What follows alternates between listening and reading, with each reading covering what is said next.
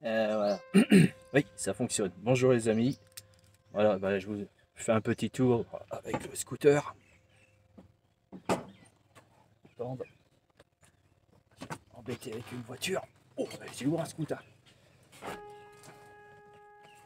Je esquinte pas la bagnole. Voilà, je manœuvre. Vous allez voir. Je vais aller au bout de la plage. Je fais attention. Bon, ça va, là, ici c'est tranquille. Mais bon, faut faire attention parce que le code de la route ici, c'est... Bah, c'est un peu le code de la route de la politesse ou pas. Où il n'y a pas de politesse, où il vous passe devant. J'enlève le... Ça c'est enlevé. Tac. Enfin, peut-être que je mette la clé. Ça marcherait peut-être mieux. J'ai eu de la chance. J'ai oublié de mettre la clé. Le volant du scooter l'aura plus bloqué. Une voiture qui arrive là-bas. Côté gauche, hein. On roule à gauche en Thaïlande.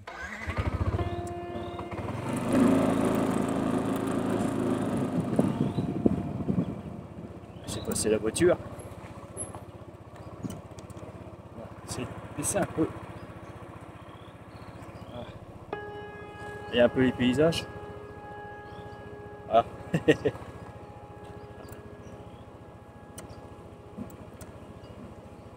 Allez. Parti. On va laisser passer la voiture. Ah, ça fait du bien le scooter. Parce que il fait chaud, très chaud. Et ça fait de l'air. Attention là. Ah, c'est bon.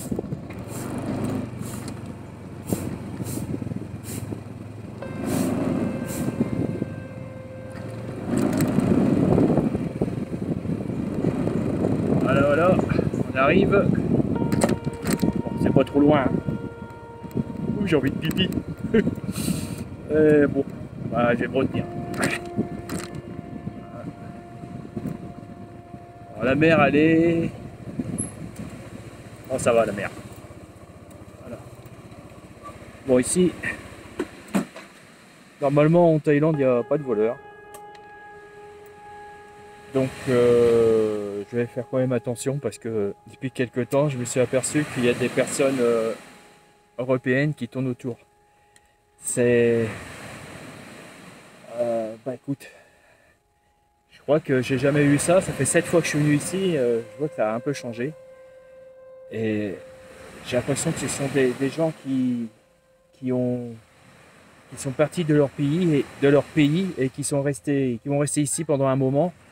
Et évidemment, ils sont pas c'est parce qu'ils sont malhonnêtes, mais s'ils ont plus d'argent puis ils doivent manger, arrivé à un moment, s'ils n'ont pas trouvé de travail en Thaïlande, ils seront bien obligés de manger. Alors, voilà quoi.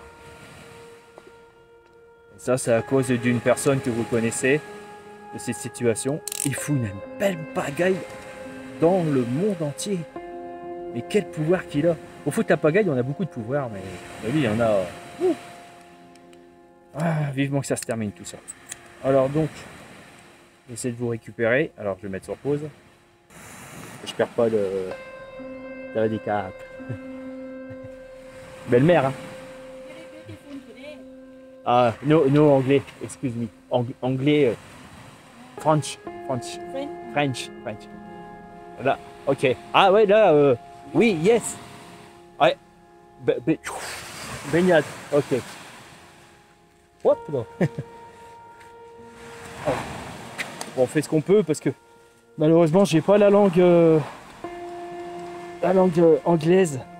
Sincèrement, je vous dis, vous les jeunes, apprenez bien l'anglais parce que je pense que ça va être une langue qui va être, qui est déjà internationale, mais excusez-moi pour le doigt. Bon, ça va, je n'ai pas trop fait de bêtises, mais je comprends pas, c'est vachement sombre. Pourquoi? Non, pourtant, ah ouais. Bon. Bon, voilà.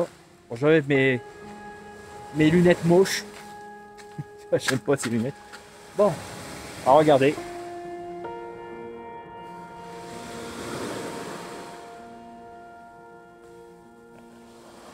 Là, la mer, elle est très très calme. Elle est vraiment agréable. J'ai failli marcher sur un restant de glace.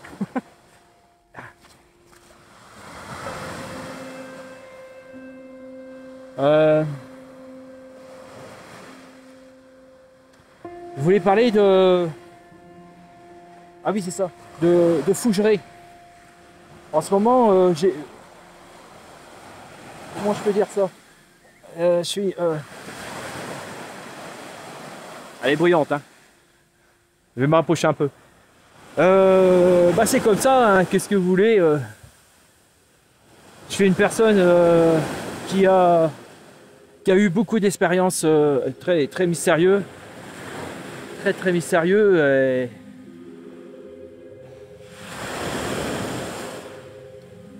Alors je ne sais plus si c'est ici exactement, mais je pense que c'était là-bas. Je sais pas si vous voyez ma main. Ah, je vois rien et c'est terrible. Attendez, je vais remonter la lumière. Donc, je crois qu'on voit. Il y a beaucoup de soleil et mon écran est tout sombre.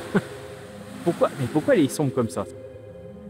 Donc ici, en parlant de mystère, il s'est passé quelque chose d'étrange avec mon fils.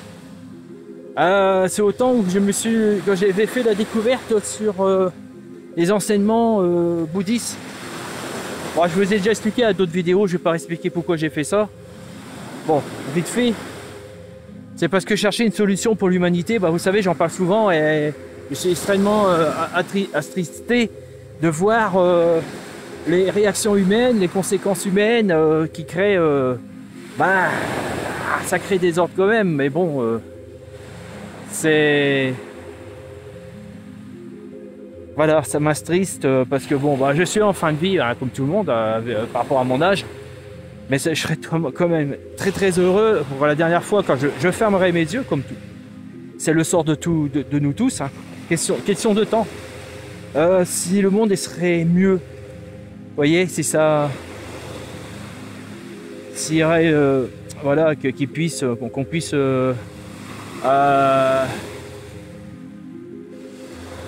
que l'humanité puisse s'épanouir et puis qu'on enlève toutes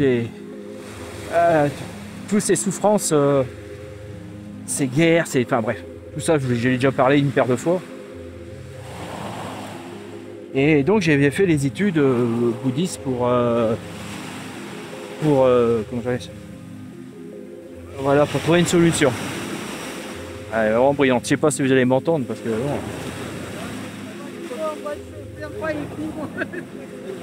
Voilà.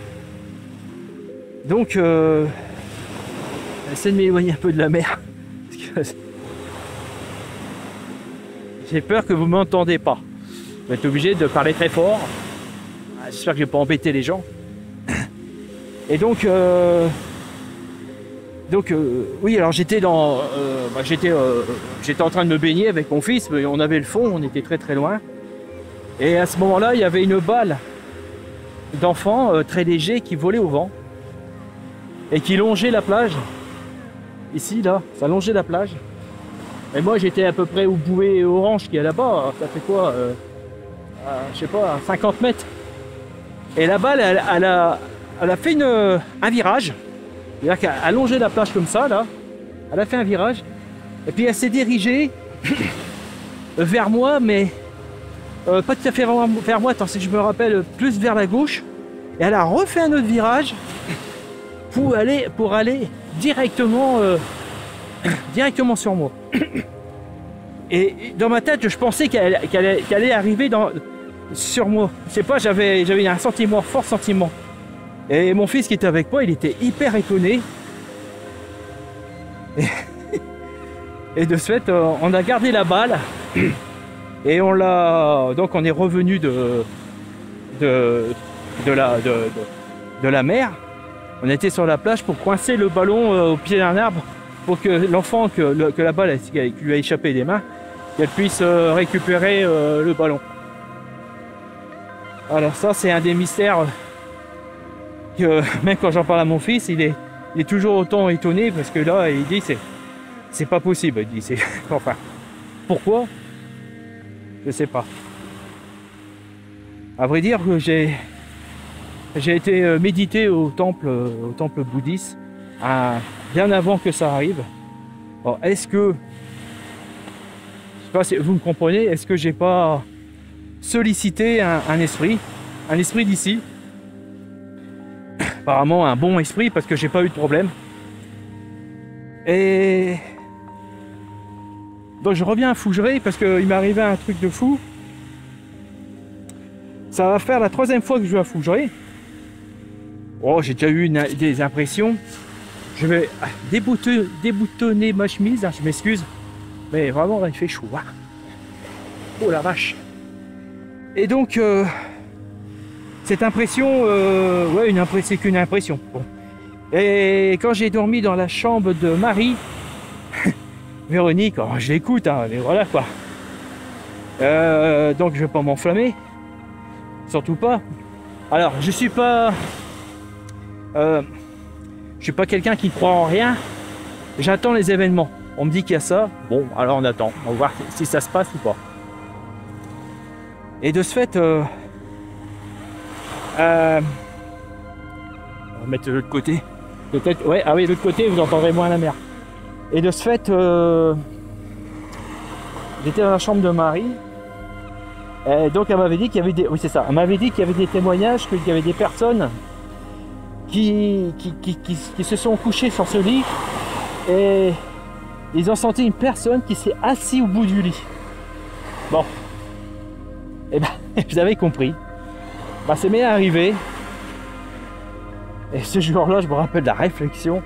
Alors excusez-moi du gros mot. J'étais allongé, commençais à fermer mes yeux. J'ai senti quelque chose qui s'assied au bout du lit, mais vraiment, comme si qu'une personne s'assied au bout du lit, mais alors doucement. Et là j'ai rien dit. Hein. Mes yeux se sont ouverts en grand. Je n'ai pas bougé. Alors, en réalité, j'ai halluciné quoi.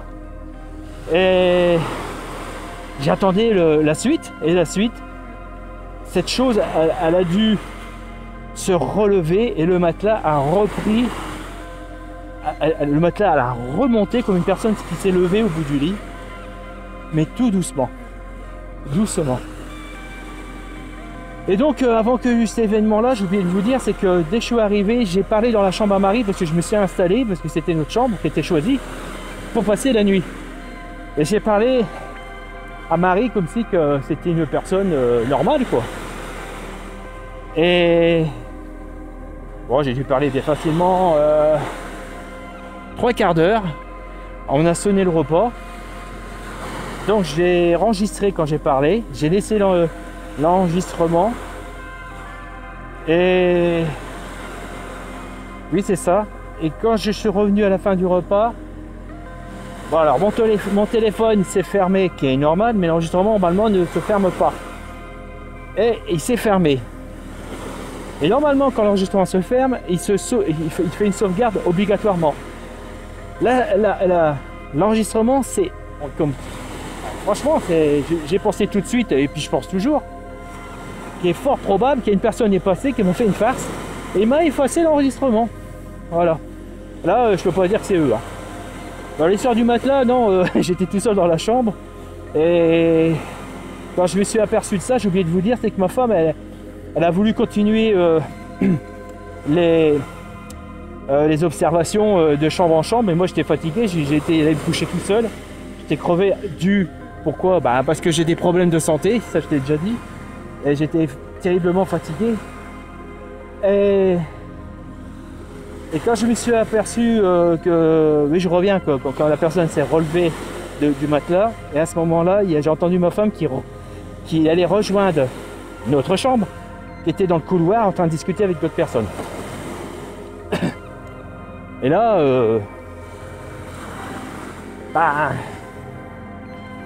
voilà quoi, mais je crois que j'ai rien dit à ma femme, j'ai dit que le lendemain matin, parce qu'elle était fatiguée et j'ai pas voulu l'embêter, je me rappelle plus si je lui ai dit. Le lendemain matin, oui, je lui ai dit. Voilà. Donc, j'attends pour repartir à Fougeray et je pense que je prendrai bien sûr mes vidéos. je pense que je vais avoir un contact sérieux, je le sens, je le pressens parce que ça fait 3 fois. Et peut-être que s'ils existent réellement, bah, ils vont peut-être s'habituer de moi et peut-être qu'ils vont se manifester. Mais courtoisement, comme je serai très poli avec eux. Et voilà. Alors un conseil que je donne pour les youtubeurs qui veulent y aller là-bas, évitez de les provoquer. Il y a des personnes qui les ont provoqués. J'ai entendu des histoires. Et une personne qui a témoigné. Et ça s'est... Comment j'avais ça? Ça s'est passé très mal quand même. Voilà. Bon.